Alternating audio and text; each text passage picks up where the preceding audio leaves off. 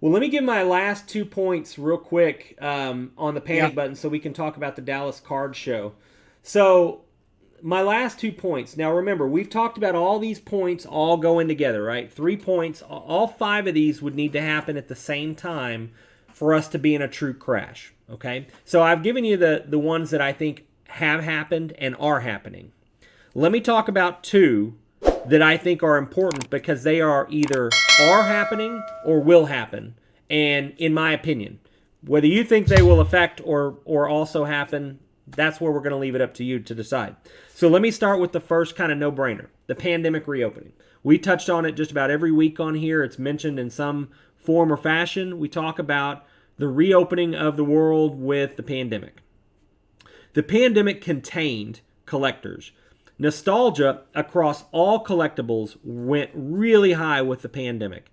People started buying into nostalgic things because they had time on their hands. They had time to manage collections. They had time to, watch TV shows that drummed up memories that made them want to go out and rehash their childhood or something else. They were spending more time with family looking for projects to do together. Dad collected a long time ago. Kid collects now. Why not get back into it? A number of different things that the pandemic generated. The sports card market was in big before the pandemic started, but the pandemic kind of just put it on blast, right? It basically just put it at the forefront. Same thing with miniatures and collecting coins and all these things. The pandemic caused a rise across the board. The sports card market likes to think that it's this insulated little bubble and it's the king because the people that are spending money in it think that they're spending all this money in it, and there's, the other things are small fish in the big pond, right? But the truth is, the sports card market for the longest time has been a medium-sized fish in a very big pond of collectibles. And coins have been, basically the water hose that fills the pond. Okay? People don't like to admit that because coins are, stereotypical old men, sitting in their little dusty room with a bunch of coins and gold and whatever. And to be fair, if you go to a coin show, that's pretty much what you see for the most part. And whenever you see young people go in there, those coin dealers mob them, not because they want to sell them something, but because all they want to do is teach about coins. Because it's not as common to see young people get interested in collecting coins, okay? But the amount of money thrown around in coins is insane. And 10 or 15 years ago, if sports cards collectors understood what types of money were being thrown around in coin collecting, you would have been going, oh, that's how that was done, right? Same thing, we talk about Magic the Gathering. The pandemic reopening takes away people's time. Our society moves like this now, right? Just year to year, on average, surveys will tell you the way that society moves, the attention span is less. We're going. Okay? Pandemic reopening, we've reopened slow, but guess what?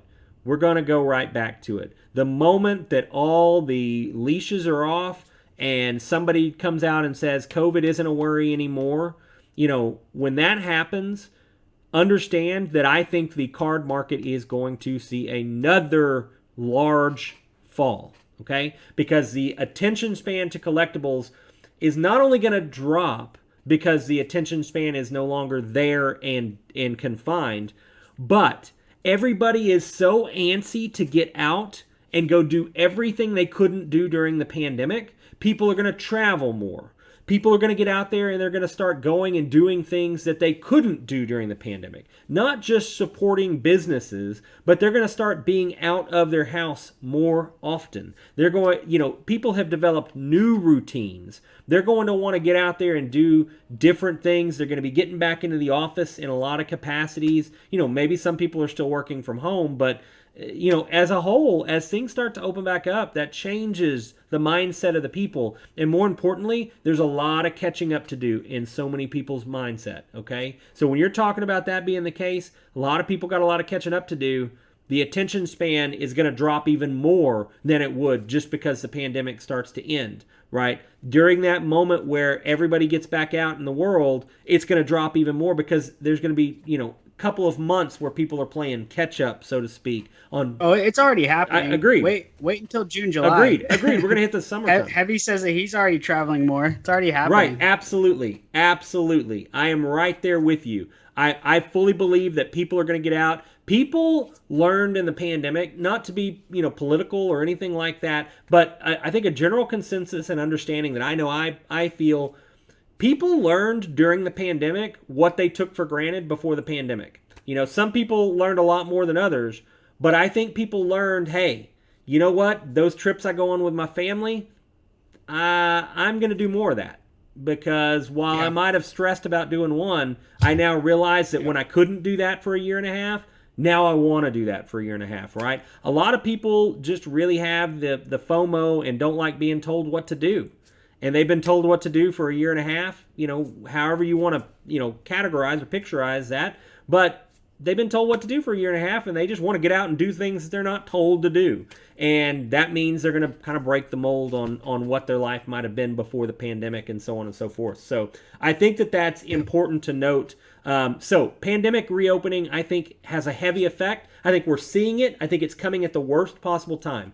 PSA shutting down, the market right size happening, and everything coming to, a reopen in this case. I think those kind of four pieces, I think that's a big poor timing, perfect storm. And then the last thing I want to tie into this is cryptocurrency, okay? Cryptocurrency drives a lot of collector markets now, okay? Cryptocurrency drives a lot of collector markets. This is a future foretell, and this is kind of the last panic button when I'm talking about the market crashing. This is kind of the last potential panic button. Cryptocurrency, when it is down, the sports card market comes down with it. Cryptocurrency, when it is up, the sports card market goes with it. So do a number of other collectibles. I'm going to encourage all of you that are in sports cards for the investment purpose, okay? The monetary investment purpose. We're not talking your PC and, you loving your collection of Drew Brees or your collection of the New York Giants or whatever you're collecting. We're not talking that. We're talking about you have a wall of PSA slab cards and you bought them at a price. You got the tag on the back to show you what you paid so you know when you want to sell. If that's where you're at, I highly suggest you take a look at the values of cryptocurrency in relation to the values of precious metals. When one goes up, when one goes down, what does the other look like? And then understand that in a lot of ways, the investment purposes and the investment side of cards tie into that a lot, okay? When gold and everything and the value goes up in precious metals like it did during the pandemic, a lot of people make a lot of money. A lot of very rich people make a lot of more money. I'm trying to think of the best PC way to put it, and it's eluding me anyway. Basically, rich people are getting a lot richer because there's a lot of money that is avoiding the tax man sitting in precious metal. Okay, that's why a lot of people buy in large quantity to avoid premium pricing, and they try to buy at spot pricing.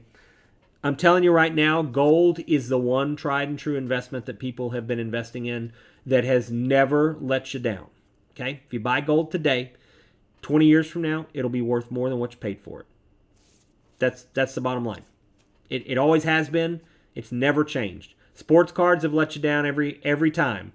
And they may have come back, but a lot of people lost a lot of money before they did. Cryptocurrency, same thing, right? People invest in cryptocurrency, and you're riding it out. A lot of people made a lot of money. Rich people made even more money. And people that knew not to sell during the dip also made a lot of money. No offense, Blake, because I know that you got hit by that recently, so I didn't mean that directed at you. But you know where I'm... No, it's all right. I bought back in. I've done okay over the last Right, week. exactly. So when you're looking at that, just understand there are other collectibles, there are other investments and things that, I think as the hype fades, the early 20-somethings that were getting into sports card collecting, as that hype goes...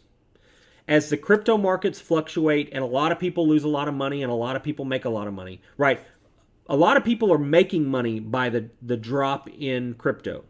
Understand, a lot of people make a lot of money when the crypto market drops like that. There are influencers out there pushing for those things to happen because they buy it up and then it spikes and then they make even crap ton more money, right? So Keep in mind those factors when you're talking about the ebbs and the flows. The sports card market has not been able to be manipulated that way yet. If all the factors that have to go in to make sports cards popular crash, the whole bottom falls out. And then we're back to just some pieces of cardboard that are whatever people will pay for it on eBay, which is where we were 10 years ago when people were concerned that, sports card companies might not exist anymore. So there's my 2 cents on that. I know that there's a lot of information there kind of all wrapped into that. But why don't you bullet point your 5 points just in a row? absolutely. So rapid erratic price changes in right sizing the market, the distribution overstocking and overpricing things, and the how that ties into that right sizing where there's no demand for that sealed product at any price any longer. PSA closing, and then what will be the flooding of the market with those cards later on without the new submissions coming in, driving prices down because there's no hype, taking the wind out of the sails, so to speak. The pandemic reopening, which means people do not have the same time and captive audience for collecting and nostalgia. And last but not least, the crypto crashes and swings, which make a lot of people a lot of money, but a lot of the everyday hype traders get shaken out of the market. And when that happens, a lot of the people that would be spending that money in sports cards and spreading their money around get shaken out, right? Shaking the apples out of the tree, all the apples fall, but some of those really tough apples, they stay hung up there. Those are the guys making all the money. So there's my 5 bullet points.